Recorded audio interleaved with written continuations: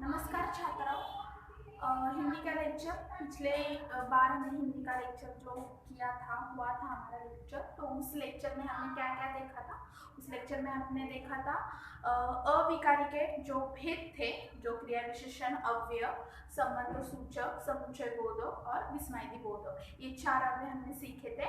इसके बाद हमने पत्र लेखन भी सीखा था। जो औपचारिक पत्र लेखन का प्रारूप मैंने किस प्रकार से होता है वो भी मैंने आपको बताया था। सो अनौपचारिक का जो प्रारूप है मराठी का जिस तरह से होता है उसी प्रकार की तरह होता है। तो ये जो लेक्चर आज मैं लेने वाली हूँ, अनौपचारिक का भी वो प्रारूप में आपको लिख कर देती हूँ, समझाती हूँ किस तरह से आपको पत्र लेखन करना पड़ता है। और इसके अलावा आज मैं विज्ञापन लेने वाली हूँ, और विज्ञापन होने के बाद फिर हम विराम जो चिन्ह है वो भी हम आज सीखेंगे। उसके पहले जो भी कुछ हुआ था, जो भी कुछ हमारे हिंदी के लेक्चर हुए थे, जो भी कुछ मैंने सिखाया था वो क्या क्या सिखाया था उसकी जो रिवीजन है आज मैं थोड़ी सी लेने वाली हूँ 10 मिनट के लिए। तो पहले लेक्चर में हमने देखा था, पहले लेक्चर में जो हमने सीखा था वो था वाक्य के प्रकार। जो वाक्य के प्रकार थे उसके पहले हमने काल परिवर्तन देखा था। सो काल परिवर्तन जो हुआ था हमारा, तो मुख्य 3 काल थे, वर्तमान काल, भूतकाल और भविष्य काल। उनके भेद थे सामान्य वर्तमान काल के अंत में ता ती ते शब्द समूह का प्रयोग होता है और वो सामान्य वर्तमान काल कहलाता है। उसके बाद होता है अपूर्ण वर्तमान काल, उसके अंत में रहा रही शब्द समूह का प्रयोग होता है। तो रहा रही शब्द समूह या उस शब्द का प्रयोग जिस वाक्य में किया हो वो काल होता है अपूर्ण वर्तमान काल। पूर्ण वर्तमान काल के अंत में ता भी नहीं आता, अभी नहीं आता, खाली है हो शब्द समूह का प्रयोग होता है। इसके बाद सामान्य भूतकाल भी देखा था। सामान्य भूतकाल के अंत में कोई अक्षर नहीं आता। सो खाया, गया, सोया, मरा, इसी शब्द का प्रयोग होता है और वो भूतकाल में क्रिया पूर्ण होने का बोध कहलाता है या होने का बोध होता है उसमें। उसके बाद अपूर्ण भूतकाल उसी तरह अपूर्ण वर्तमान जिस तरह से होता है उसी तरह होता है, लेकिन रहा है नहीं आता, रहा था, रही थी, रहे थे शब्द समूह का प्रयोग होता है। और पूर्ण वर्तमान काल के अंत में था, थी, थे शब्द समूह का प्रयोग होता है। भविष्य काल हमने देखा था। भविष्य काल का एक ही हमने देखा था, सामान्य भविष्य काल। उसके अंत में गागी गे यानी खाऊंगा, जाऊंगा, करूंगा, पढ़ूंगा, इस शब्द समूह का प्रयोग होता है। तो ऐसे हमने पहले लेक्चर में काल परिवर्तन देखा था। उसके बाद जो लेक्चर हुआ था उसमें हमने देखा था वाक्य के प्रकार, जो अर्थ की दृष्टि से और रचना की दृष्टि से, ये 2 मुख्य प्रकार वाक्य के प्रकार होते हैं। सो रचना की दृष्टि में से 3 भेद होते हैं, सरल, उसे साधारण भी कहा जाता है, मिश्र और संयुक्त। सरल साधारण यानी जिस वाक्य में एक ही क्रिया होती हो उसे कहते हैं सरल या साधारण वाक्य। मिश्र वाक्य में दो वाक्य होते हैं, एक वाक्य दूसरे वाक्य के आश्रित में होता है, जैसे आपण म्हणतो ना अवलंबून असतो, डिपेंड असतो, उसी प्रकार का।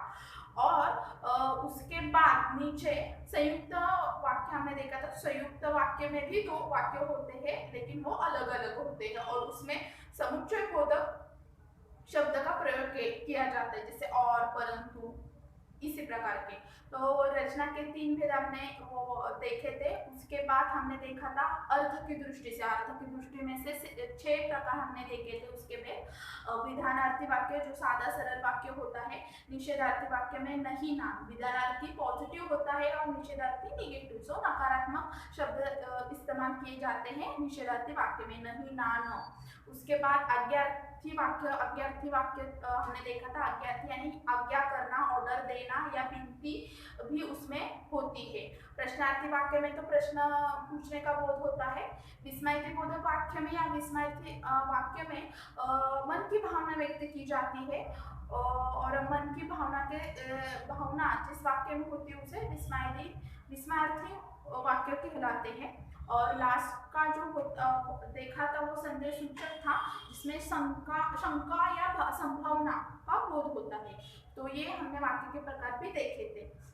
उसके बाद का लेक्चर हुआ था, वो हुआ था शब्द भेद, और शब्द भेद का मैंने अविकारी आपको समझाया था। अविकारी के 4 भेद है, क्रिया विशेषण अव्यय, ना कि क्रिया के बारे में विशेष जानकारी देने वाला शब्द होता है। इसके अलावा इसमें क्रिया कब कहाँ कैसे होती है, मतलब स्थान, काल, रीति और परिमाण भी इसमें इस्तेमाल होता है। इन शब्द का भी क्रिया विशेषण अव्यय में उपयोग किया जाता है। ये शब्द भी क्रिया विशेषण अव्यय कहलाते हैं। उसके बाद था हमने संबंध सूचक देखा था, जिसमें का के की को शब्द का इस्तेमाल किया, अक्षर का इस्तेमाल किया जाता है और संबंध दिखलाते हैं संज्ञा सर्वनाम का। तो ये हो गया संबंध सूचक अव्यय। समुच्चय बोधक एज इट इज मैंने बोला था, समुच्चय बोधक मतलब दो अलग अलग वाक्य होते हैं, उन्हें जोड़ने का काम कौन करता है, समुच्चय बोधक अव्यय करता है। और लास्ट में हमने देखा था विस्मयी बोधक अव्यय, जिसमें मन की भावना व्यक्त की जाती है और उद्गार चिन्ह, जिस तरह से कहते हैं मराठी में उसे उद्गार कहते हैं और हिंदी में उसे कहते हैं विस्मयी बोधक चिन्ह या विस्मयी बोधक। सो ये चिन्ह का इस्तेमाल करके मन की भावना व्यक्त की जाती है। तो ऐसे हमने लेक्चर जो लास्ट हुआ था वो देखा था इसमें। और पत्र लेखन का जो प्रारूप मैंने लिख दिया था, एज इट इज मराठी की तरह ही होता है, लेकिन शब्द अलग होते हैं। जिस तरह से मराठी में भी दिनांक का इस्तेमाल किया जाता है, हिंदी में भी तारीख दिनांक का ही इस्तेमाल किया जाता है। उसके बाद सेवा में या प्रति आता है, अल्प विराम दिया जाता है, उनका पता या उनका नाम लिखा जाता है, पिन कोड सहित लिखा जाता है। उसके बाद विषय आता है, फिर महोदय आता है और आपका पत्र स्टार्ट होता है। और अंत में भवदीय आता है, या फिर आप अपने मुख्याध्यापक हो, प्राध्यापक हो, उनको जब पत्र लिखते तो आपका आज्ञाकारी छात्र या छात्रा लिखते हैं अंत में, और ईमेल आईडी। तो ये सब हमने हिंदी का जितना भी लेक्चर हुआ है ये सब देखा था। ये रिपीट या इसकी रिवीजन करने की जरूरत मुझे यही मतलब ये जरूरत बहुत महत्वपूर्ण है, और मैंने इसलिए ली क्योंकि आपको जो भी कुछ लेक्चर हिंदी का होता है वो क्या क्या हुआ था ये रिवीजन करना, या क्या क्या हमने मिस किया है, क्या क्या हमने हमारे रिवीजन रह गई है, ये आपको इस लेक्चर मतलब जो भी कुछ लेक्चर होगा आगे से मैं सब रिपीट करने वाली हूँ। सो आपको याद आएगा, आप फिर से ताज़ा आपका विचार या आपके आकलन जो कुछ भी चल रहा है दिमाग में वो फिर से ताज़ा हो जाएगा, जो भी कुछ मैंने सिखाया था। तो आज मैं पत्र लेखन का जो अनौपचारिक भाग था, जो एकदम सीधे सिंपल पद्धति या सिंपल रचना से मैं आपको समझाती हूँ कि जिस तरह से अनौपचारिक का मैंने आपको लास्ट लेक्चर में बोला था कि इस तरह से मराठी की तरह ही होता है, अलग ऐसा कुछ नहीं होता है। तो अनौपचारिक का भी यही होता है। अनौपचारिक में भी विषय वगैरह कुछ नहीं आता, लेकिन पत्र जो होता है वो हम किसे लिखते हैं, मतलब मम्मी को लिखते हैं या माँ को लिखते हैं, पिताजी को लिखते हैं, या फिर हमारे जो भी कुछ बड़े काका काकी जो होते हैं उनको लिखते हैं, भाई को लिखते हैं। तो उसमें विषय नहीं आता, सादा सिंपल सा वो क्या होता है, दिनांक लिखनी पड़ती है आपको, उसमें भी दिनांक लिखनी पड़ती है। उसके नीचे अगर मैं अपने मित्र को पत्र लिखती हूँ तो उसमें आएगा प्रियानी। तो इसमें प्रियानी छोटा भाई होते तो हम क्या कहते हैं, अनेक आशीर्वाद देते हैं या फिर उसे बहुत शुभकामनाएं भी देते हैं। तो जिस तरह से मराठी में भी लिखते हैं ना अनेक आशीर्वाद, उसी प्रकार इसमें भी सेपरेट नमस्कार के अलावा छोटे भाई को स्नेह आशीर्वाद भी लिखा जाता है। तो अनेक आशीर्वाद भी लिखा जाता है और स्नेह आशीर्वाद भी लिखा जाता है। तो ये मेरा छोटा भाई है, इसलिए मैं उसे आशीर्वाद के तरह ये पत्र जो पत्र है वो स्टार्ट करने वाली हूँ। अनेक आशीर्वाद या स्नेह आशीर्वाद भी आप लिख सकते हैं। तो अनौपचारिक का जो पैटर्न है या प्रारूप है ये सिंपल सादा ही है। इसमें दिनांक और आप किसे पत्र लिखते हो ये इसे यहाँ संबोधित करना पड़ता है। इसके नीचे विषय वगैरह कुछ नहीं आता, जिस तरह से औपचारिक में आता है, इसमें विषय वगैरह कुछ नहीं आता। आपका पत्र जो है वो स्टार्ट होता है कि आप किस कारण पत्र लिखते हो, शुभकामनाएं देने के लिए या फिर आपके घर आने के लिए, कुछ भी हो, उसी विषय के उस विषय को लेकर इस पत्र को आपको शुरुआत करनी पड़ती है, स्टार्ट करना पड़ता है। अंत में आप लिख सकते हैं तुम्हारी बहन, तुम्हारा भाई, तुम्हारा शुभ चिंतक, ये सब कुछ ये नीचे लिख सकते हैं। तो अनौपचारिक का कुछ अलग अलग ऐसा नहीं है, जिस तरह से मराठी का होता है उसी प्रकार से हिंदी का भी होता है। तो हिंदी में दिनांक को तो अनौपचारिक में भी लिखने पड़ती है और औपचारिक में भी लिखनी पड़ती है। और नीचे जो आप पत्र लिखते हो अनौपचारिक में, भाई हो, बहन हो, माताजी हो, पिताजी हो, ये यहाँ संबोधित करना पड़ता है, नमूद करना पड़ता है और आपका पत्र स्टार्ट होता है। तो यही पैटर्न अनौपचारिक का होता है। तो मेरा जो कहना है, या फिर मैं विद्यार्थी या छात्रा को यही एक बात कहती हूँ कि अगर आपको पत्र आता है जो अनौपचारिक हो औपचारिक हो, तो आप औपचारिक चूज करो या औपचारिक के साथ ही चलो। क्योंकि जो प्रारूप होता है ना, जिस तरह से मैंने मराठी में कहा था कि त्याची रचना जशी असते उसी प्रकार हिंदी में भी जिस तरह से उसकी रचनाएं होती है, जैसे दिनांक होती है, प्रति होता है, उनका पता, नाम होता है, विषय होता है, माननीय महोदय होता है, महोदय होता है, माननीय अभी नहीं लिखना पड़ता, महोदय होता है, आपका पत्र स्टार्ट होता है, फिर अंत में जो कुछ भी आप लिखते हो, भवदीय लिखते हो या आपका छात्र लिखते हो, ये जो रचना है, ये जो प्रारूप है, उसी को ही मार्क मिलते हैं, उसी को ही अंक दिए जाते हैं। तो कभी भी आप जब पत्र लिखते हो या पत्र का प्रश्न अगर लिखना चाहते हो, तो आप अनौपचारिक के बदले औपचारिक पत्र ही लिखो, ऐसा मेरा मानना है। तो उसमें रचना भी अलग, रचना भी ज्यादा होती है और उस रचना को भी मार्क मिल जाते हैं। तो ये अनौपचारिक का है, यहाँ से आपका पत्र स्टार्ट होता है। इसमें ही आप पत्र लिख सकते हैं कि बहुत दिन हुआ तुम्हारा पत्र नहीं आया, इसलिए मैं पत्र लिखता हूँ। कुछ भी विषय हो सकता है, उस विषय के दौरान ही आपको ये पत्र लिखना पड़ता है। और लास्ट में लिख सकते हो आप तुम्हारा भाई या फिर तुम्हारा शुभ चिंतक, जो भी कुछ आपका नाम है आप लिख सकते हैं। तो ये सीधा साधा है अनौपचारिक का पैटर्न। ये वीडियो पॉज करके आप ये लिखो।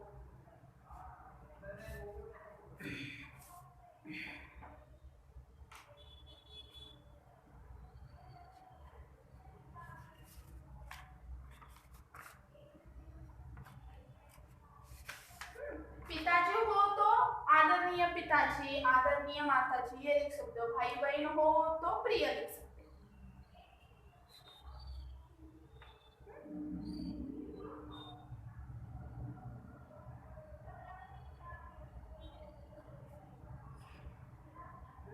यहाँ पर मधुर प्यार भी आप लिख सकते हो, ये भी लिख सकते हो। पिताजी हो तो आदरणीय लिख सकते हो।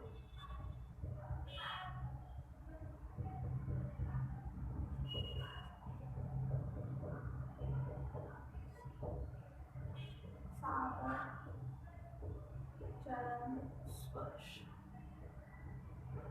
ये पत्र स्टार्ट हो सकता है।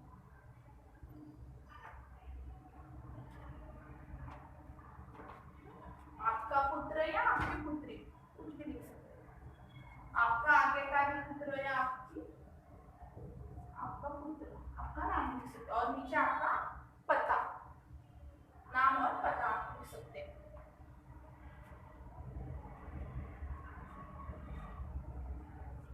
ईमेल आईडी, कुछ भी लिख सकते हैं, XYZ वगैरह कुछ भी हो सकता है।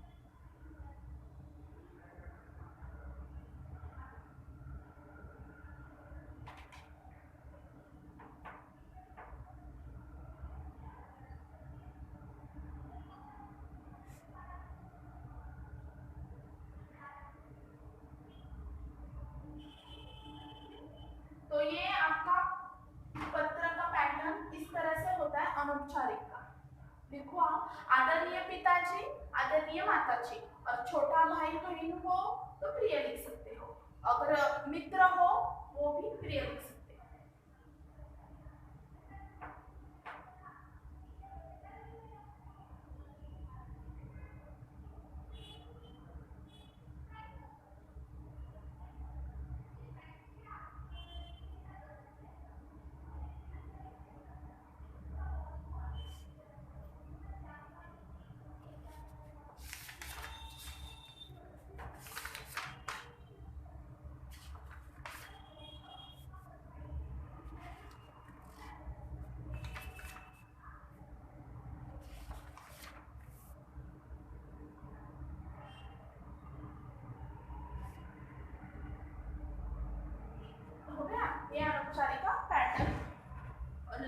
जैसे मैंने औपचारिक का दिया था, तो अगर आपको चूज करना हो या उनमें से लिखना हो तो आप औपचारिक ही चूज करो, औपचारिक ही लिखो, क्योंकि उसका जो प्रारूप है उससे ज़्यादा मार्क इसे भी मिलते हैं, लेकिन वो जो होता है वो सिस्टमेटिक पद्धति जिस तरह से बोलते हैं ना, उसी प्रकार से वो अच्छा दिखता भी है और मार्क देने के लिए वो कठिन भी समस्या नहीं होती। तो इसके मतलब याचा बेटर तो असेल उसी प्रकार से आप औपचारिक ही चूज करो। ये आता है लेकिन इतना नहीं आता, ऑप्शन में अगर आ गया तो औपचारिक ही आपको ज़्यादा मिलता है, या ज़्यादा प्रश्न उसके ही होते हैं, औपचारिक के होते हैं। तो पत्र लेखन का हमारा जो प्रारूप है, जो भी कुछ मैंने आपको सिखाया है उसी रचना की तरह से आप पत्र लिख सकते हो। आज हम स्टार्ट करने वाले हैं विज्ञापन। तो विज्ञापन मतलब बहुत तो विद्यार्थियों ने या छात्रों ने मुझे पूछा था मैम विज्ञापन मतलब क्या होता है। तो विज्ञापन मतलब होता है जाहिरात, जैसे मराठीमध्ये आपण त्याला जाहिरात लेखन बोलतो, उसी प्रकार हिंदी में उसे कहा जाता है विज्ञापन। तो विज्ञापन क्यों होता है, क्या होता है, ये पहली बार आपको समझाती हूँ कि विज्ञापन के द्वारा कोई भी वस्तु हो या कोई भी स्थान हो या किसी व्यक्ति की जानकारी देनी हो, वो विज्ञापन के साथ हम उस व्यक्ति तक हो जिसे चाहिए जानकारी, उस व्यक्ति के पास ये जानकारी तुरंत मिल पाती है विज्ञापन के द्वारा। जिस तरह से हम दूरदर्शन देखते हैं, टेलीविजन पर पिक्चर वगैरह देखते हैं, मूवी फिल्म देखते हैं, तो बहुत बीच बीच में वो जो एडवर्टाइज होती है या फिर विज्ञापन देते हैं, तो ये उसका कारण यही होता है कि हमारे पास जो भी कुछ वस्तु है, जो भी कुछ स्थान है, वो क्या हो जाए कि लोगों के पास उसकी जानकारी कम से कम शब्द में पहुंचाने का काम ये विज्ञापन करता है। सो विज्ञापन म्हणजेच काय, विज्ञापन म्हणजे जाहिरात लेखन, असं मराठीमध्ये त्याला बोललं जातं जाहिरात। सो विज्ञापन देखो, विज्ञापन के मुख्य प्रकार इसके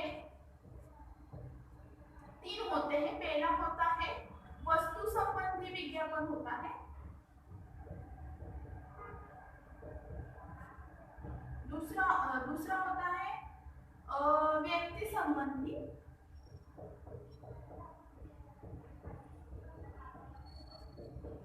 और तीसरा होता है स्थान संबंधी। बराबर। तो ये इसके 3 प्रकार होते हैं, वस्तु, व्यक्ति और स्थान। वस्तु संबंधी मतलब कोई भी वस्तु उसमें होती है, जिस तरह से साबुन होता है, खाद्य पदार्थ का इस्तेमाल किया जाता है, या फिर शैम्पू का इस्तेमाल किया जाता है, दंत मंजन का किया जाता है। तो वस्तु में बहुत से वस्तु होते हैं जिसका उसका विज्ञापन करने के लिए वस्तु संबंधी का प्रकार उसमें होता है। जिस तरह से अगर मेरे पास कुछ भी छाता हो, ड्रेस हो, वो ड्रेस वस्तु संबंधी में ही आता है उसका प्रकार। सो किस तरह से उसकी विशेषताएं क्या है, वो लोगों के लिए ज़्यादा पसंद कैसे आ सकता है, ये ध्यान में रखकर हमें विज्ञापन वस्तु संबंधी का करना पड़ता है। व्यक्ति संबंधी, अगर किसी को देखो पद चाहिए, किसी को अगर नौकरी चाहिए, किसी को कोई भी ड्राइवर चाहिए, कोई भी काम करने के लिए आदमी या महिला की जरूरत होती है, तो वो व्यक्ति संबंधी का विज्ञापन हमारे अखबार में देते हैं। सो कभी भी आप अखबार देखो, उसमें व्यक्ति संबंधी के विज्ञापन होता है कि अमुक अमुक ठिकाणी आम्हाला महिला चाहिए, महिला हवी आहे, किंवा ड्रायव्हरची गरज आहे, किंवा नोकराची गरज आहे। तो उसी प्रकार से व्यक्ति संबंधी के जो विज्ञापन होता है वो उसमें पद मतलब विज्ञापन के साथ साथ वो व्यक्ति इस उम्र का होना चाहिए, वो उसका जो शैक्षणिक पात्रता मतलब जो कुछ भी वो सीखा है उसकी जानकारी भी इस विज्ञापन में होती है, देनी पड़ती है। और उसका पद क्या है, मतलब पद संबंधी के बारे में भी व्यक्ति संबंधित विज्ञापन में होता है। स्थान संबंधी मतलब दुकान हो या फिर हमारे यहाँ फिर हिल स्टेशन हो, उसके बारे में तो बहुत सारी जानकारी हम स्थान संबंधी के बारे में, जिस तरह से दुकान हो या फिर दुकान हो या फिर आसपास का स्थान हो, जो पर्यटक हो, उस संबंधी की जानकारी जानकारी या उसका संबंध इस स्थान संबंधी विज्ञापन में आता है। तो मुख्यत्वे 3 प्रकार होते हैं, इनमें से कोई भी आपको परीक्षा में पूछा जा सकता है। तो वस्तु संबंधित हो तो फिर वस्तु में कौन कौन से आता है, तो साबुन आता है, खाद्य पदार्थ आते हैं। हाँ, कोई भी वस्तु हो, छाते हो या फिर हो, इसका संबंध इसमें आता है। व्यक्ति संबंधी कुछ भी चाहे, उसका पद पद के लिए नियुक्त तो होना पड़े, सो उसके पद के बारे में हो या फिर कुछ किसकी जरूरत हो, मतलब काम करने के लिए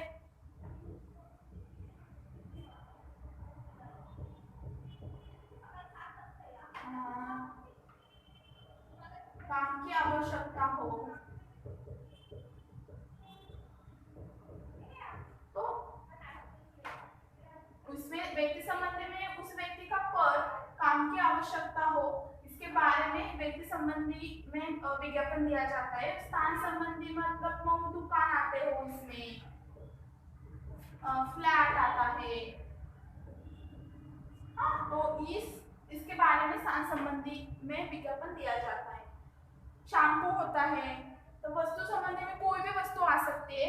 व्यक्ति में किसी को जरूरत हो, ड्राइवर हो या फिर नौकर चाहिए हो, तो काम की आवश्यकता हो ऐसे आदमी की, तो नौकर संबंधी।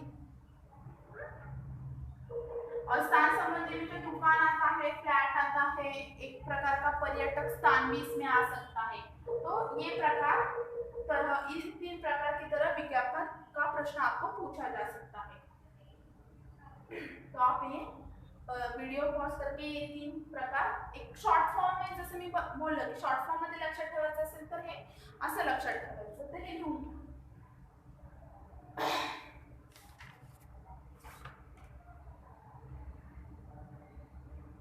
घर, नौकर, उसी प्रकार.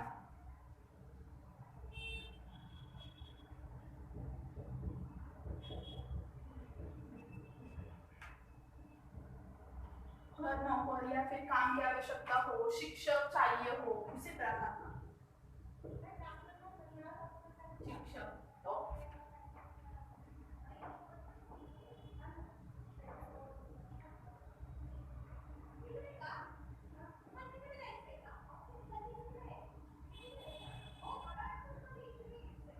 जमीन हो, इसमें जमीन भी आ सकती है। अगर मेरे पास जमीन हो, वो बिकनी हो, तो वो विज्ञापन में स्थान संबंधी में ही दे.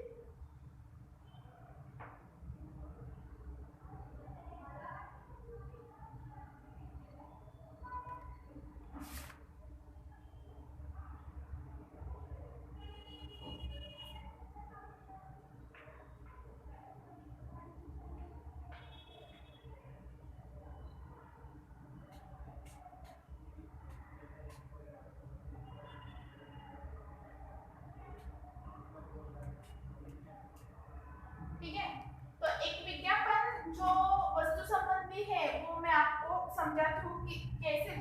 जैसे मराठी में मैंने सिखाया था की जाहिरात लेखन करत असताना वेळ किंवा मग वैशिष्ट्य, अलंकारिक भाषा, उसी प्रकार हिंदी में भी वो अलंकारिक भाषा हो. आप किस तरह से उस विज्ञापन को आकर्षित आकर्षित करते हो, उसी प्रकार से ही हमें करना पड़ती है. तो एक मैं आपको उदाहरण के द्वारा समझाती हूँ क्या क्या लिखना पड़ता है विज्ञापन लेखन में या विज्ञापन करने के लिए.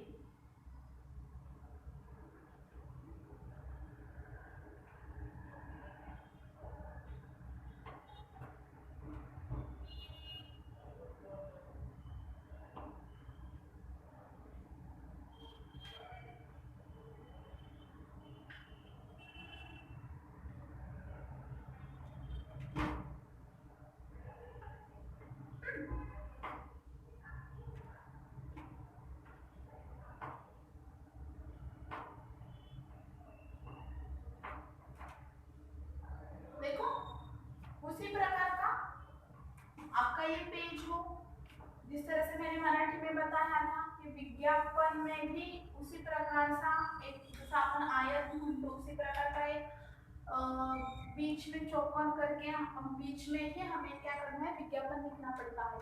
तो देखो एक छाता है, सिरमौर छाता,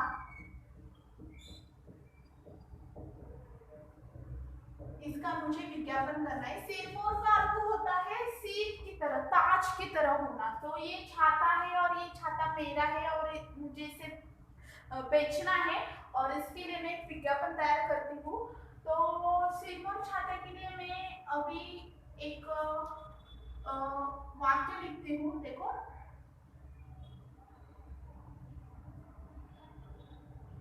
धूप न सताए,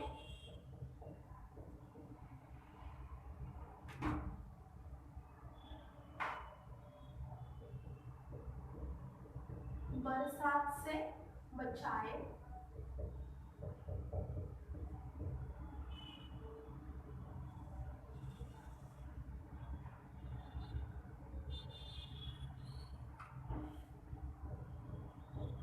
सिर पर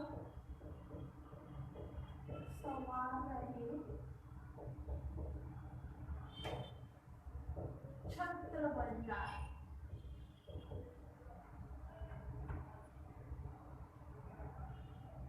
छत्र बने।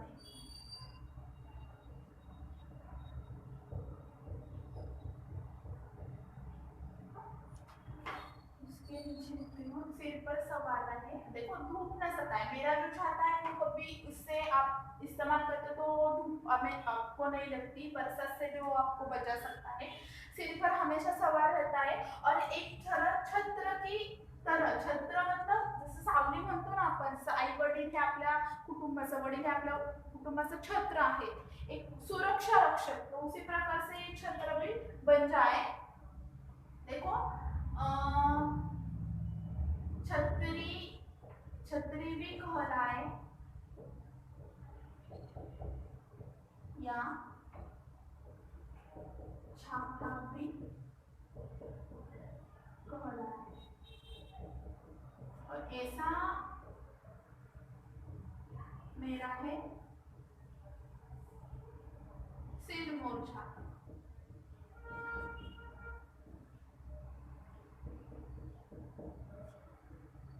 तो आप कोई भी आपको जो जिस तरह से आपको रचना आती हो या फिर एक प्रकार का आकर्षित करने वाला वाक्य आता हो तो आप कर सकते हो। तो मेरा जो सिरमौर छाता है वो धूप से भी बचाता है, बरसात से बचाता है, सिर पर हमेशा सवार रहता है और एक छत्र की तरह वो आपकी रक्षा कर सकता है। ऐसा है, छतरी भी उसे कहलाते बोलते हैं या फिर छाता भी उसे कहलाए। ऐसा है मेरा सिरमौर छाता। इसके बाद पहले आप ये वीडियो पॉज करो, फिर ये लिखो, इसके बाद मैं समझाती हूँ क्या करना है।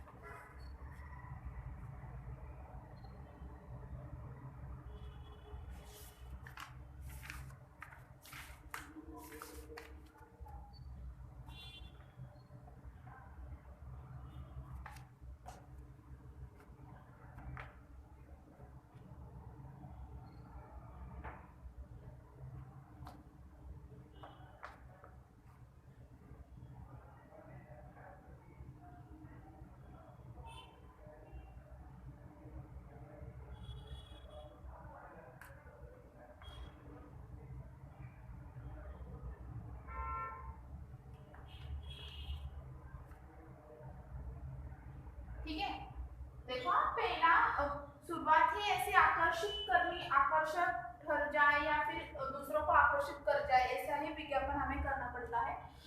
धूप से न बस सताए, बरसात से बचाए, सिर पर हमेशा वो सवार रहे, छत्र की तरह वो बने रहे, छतरी भी कहलाए, छाता भी कहलाए। ऐसा है मेरा सिरमौर छाता। इसके बाद आती है विशेषताएं। क्या क्या विशेषता है मैं आपको लिख कर देती हूँ। यहाँ पर आप एक चित्र भी निकाल सकते हो, मैं निकाल कर देती हूँ आपको एक बार।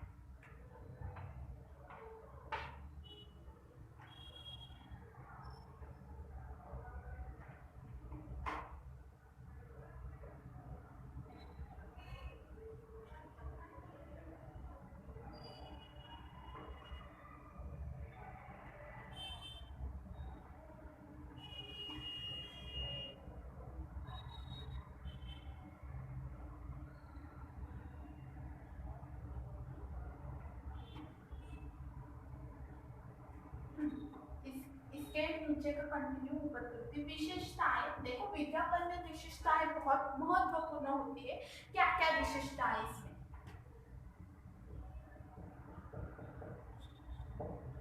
देखो विशेषताएं क्या है? पहला, ये सुंदर है। मेरा छाते की विशेषताएं बहुत सुंदर है। ये मजबूत है, सुंदर और रंग बिरंगी।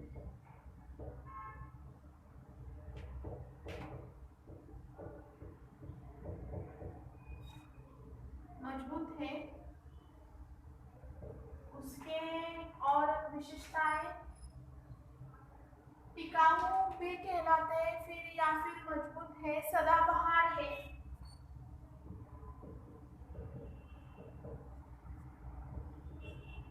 और एक विशेषता लिखती हूँ, आपको जो भी कुछ आ सकते हैं आप वो भी लिख सकते हो। मजबूत भी है वो, सदाबहार भी है।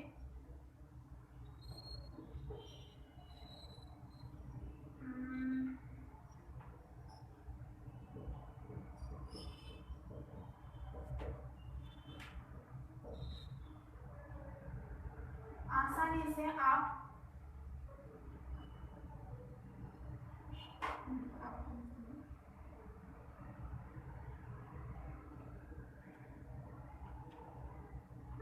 तो बहुत सारी विशेषताएं हैं।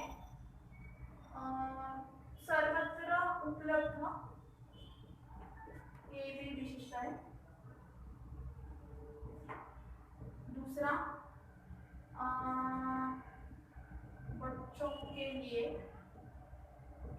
खास।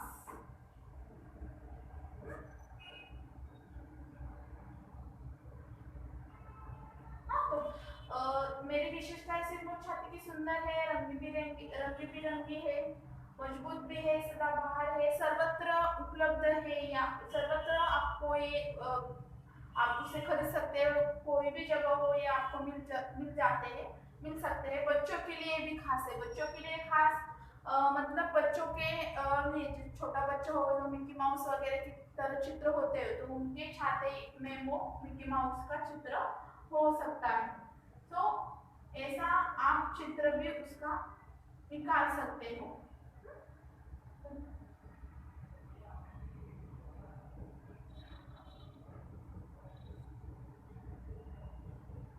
तो बाद में आप कर सकते हो उसका संपर्क।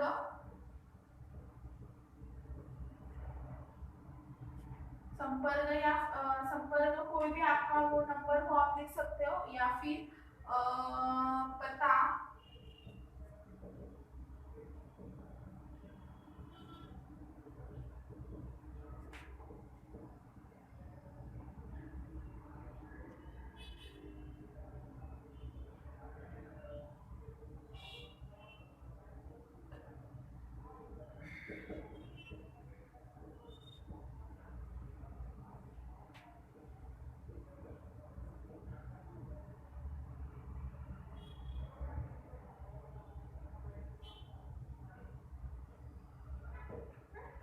तो ये आप, तो विज्ञापन में अलंकारिक भाषा, कोई भी वस्तु हो उसका बहुत बड़ा बड़ा चौकन करके उसके बीच में उसका नाम और विशेषता है।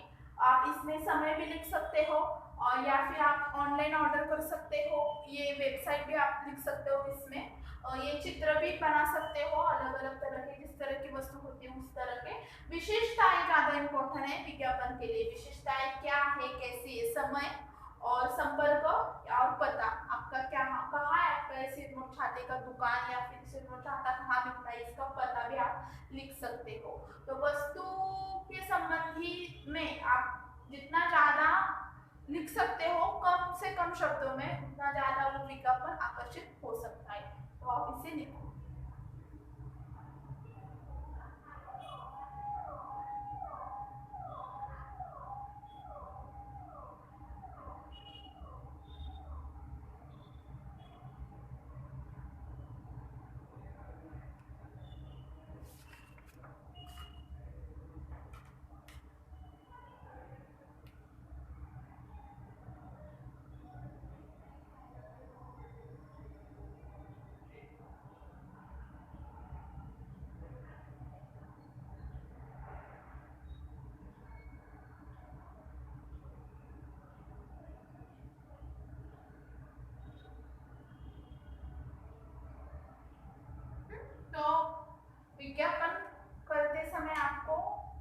चीजों का ध्यान रख सकते हो आप। इसमें विशेषताएं, अलंकारिक जो कुछ भी एक गीत हो, गीत के तरह आप वाक्य लिख सकते हो, वो शुरुआत में लिखना पड़ता है। जो भी कुछ आपकी वस्तु, उस वस्तु का बड़ा सा नाम लिखना पड़ता है। विशेषता है आपका समय, आपके दुकान का नाम, संपर्क, या फिर आप ऑनलाइन भी ऑर्डर कर सकते हो। ये सब कुछ आप विज्ञापन लेखन में लिख सकते हैं। तो ज्यादा से ज्यादा आप कितने अपने वस्तु को बेच सकते हो, या ललचाना पड़ता है लोगों को अपनी वस्तु खरीदी करने के लिए। तो उसी प्रकार ये विज्ञापन काम करता है कि मेरा सिरमौर चाहता है, ये मेरे सिरमौर चाहता है, टिळक रोड गांधीनगर टिळक रोड के गांधीनगर टिळक रोड के बीच में है, उसके ही जगह, उस जगह में ही है। और या आप मुझे संपर्क करके ये चाहता भी आप क्या करते हो, मंगवा सकते हो। तो उसी प्रकार ये मैंने उदाहरण द्वारा समझाया आपको किस तरह से विज्ञापन लिखना पड़ता है। उसी तरह मराठी का भी सेम वही होता है और हिंदी का भी सेम वही होता है। अलग फक्त भाषाएं अलग होती है, बाकी कुछ अलग नहीं होता। उसका जो प्रारूप है वो वैसे का वैसा ही रहता है। तो ये हो गया आपका विज्ञापन लेखन। आज मैं आपको होमवर्क देने वाली हूँ। तो होमवर्क में आप लिखना है, आपको आयुर्वेदिक तेल का विज्ञापन करना है। तो आयुर्वेदिक तेल कौन सा भी आप लिख सकते हो, पंचरत्न लिख सकते हो या पतंजलि लिख सकते हो। उसकी विशेषताएं भी लिख सकते हो, आपकी दुकान कहाँ है उसका पता भी लिख सकते हो, संपर्क भी लिख सकते हो, या फिर आपका तेल ऑनलाइन ऑर्डर भी आप लोगों को करवा कर दे सकते हो। तो उसी प्रकार से आप जितना आकर्षित करते हो उतना आकर्षित आपको करना चाहिए और करना पड़ता है। तो विज्ञापन का अर्थ ही ऐसा है कि लोगों को कम से कम शब्दों में ज्यादा से ज्यादा जानकारी देने वाला ये लेखन होता है, उसे कहते हैं विज्ञापन। विज्ञापन म्हणजेच काय, जाहिरात जास्तीत जास्त लोकांपर्यंत तुम्ही पोहोचवा तुमचे जे काही प्रोडक्ट असेल ते।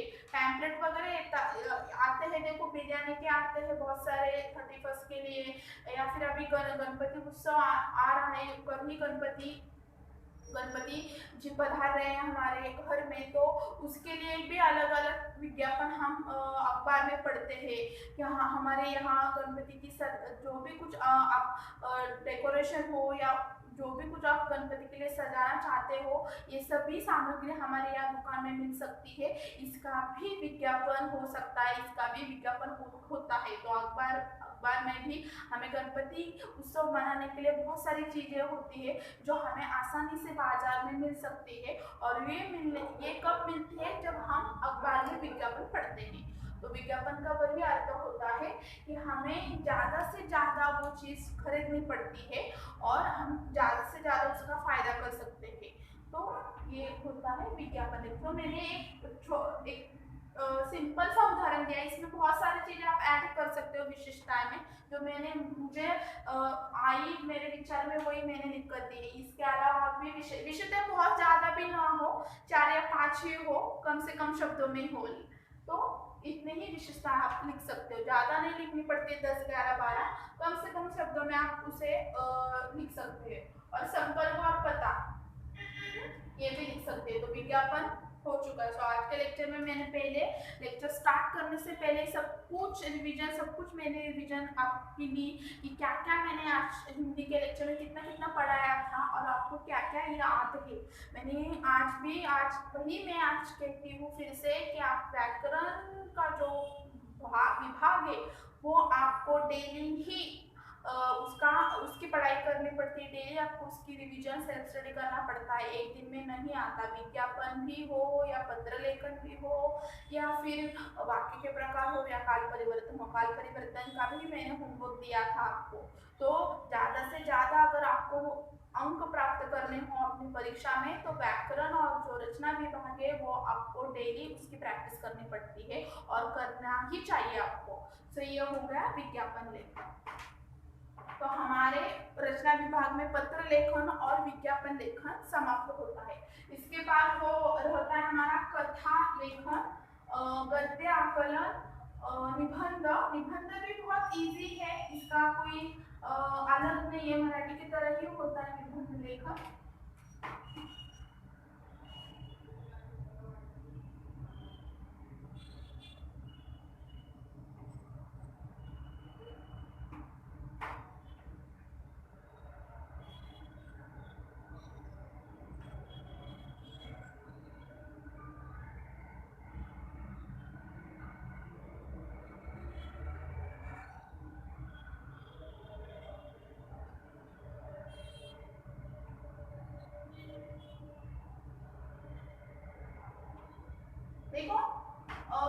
विराम चिन्ह में आज लेती हूँ, जितना हो होता है उतना ही आज इस लेक्चर में देती हूँ।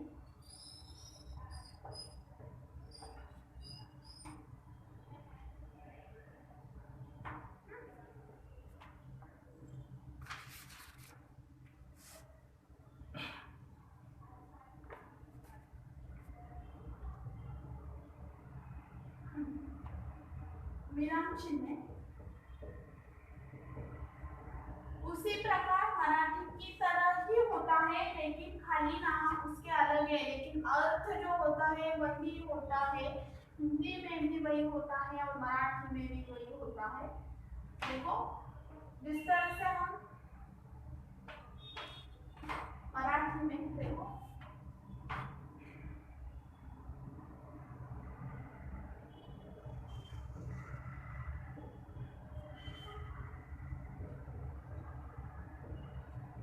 चिन्ह का नाम चिन्ह अभी कब इस्तेमाल होता है वो शॉर्ट फॉर्म में ही देती हूँ, उसका उपयोग और उदाहरण।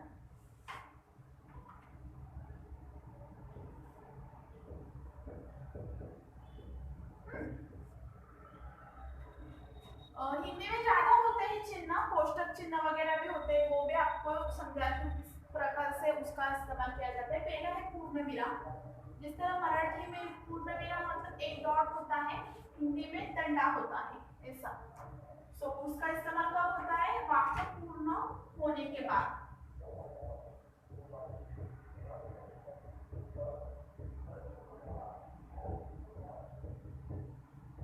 इसका उपयोग किया जाता है। तो उदाहरण मेरा नाम रानी है, तो वाक्य पूर्ण हो चुका है। तो हिंदी में जो मराठी में डॉट होता है वो डॉट हिंदी में नहीं दिया जाता, दंडा दिया जाता है। दूसरा है अल्प विराम, जिसे मराठी में कहा जाता है स्वल्प विराम। तो कभी मैं आपको अल्प विराम बोलती हूँ तो आप ज्यादा कंफ्यूज ना हो, क्योंकि अल्प विराम मतलब ही स्वल्प विराम होता है। उसी प्रकार जिस तरह से मैंने मराठी में कल सिखाया था की एकाच जातीचे अनेक शब्द आल्यावर याचा उपयोग होतो, किंवा बोलताना आपण जिथे स्टॉप करतो, थांबतो, श्वास सोडतो, त्यासाठी पण याचा उपयोग होतो। सो एक ही प्रकार के एक ही जाति के नाम आने पर या फिर पढ़ते समय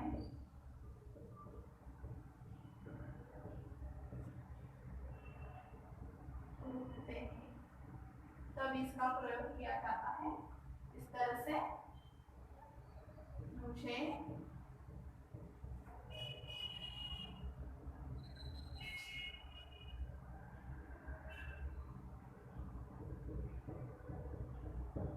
यमुना गोदावरी